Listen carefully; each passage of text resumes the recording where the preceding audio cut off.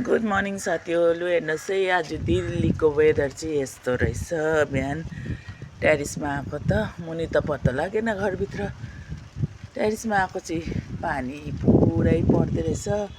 मेरो डगीहरूलाई लिएर आएको बिचराहरू नि, यिनीहरू बस्नु मानेन। हेर्नु पानी परेर पुरा जाडो भइरहेको छ, तर भित्र त छैन जाडो, बाहिर चाहिँ पुरा राम्रो हावा र चिसो भइरहेको छ।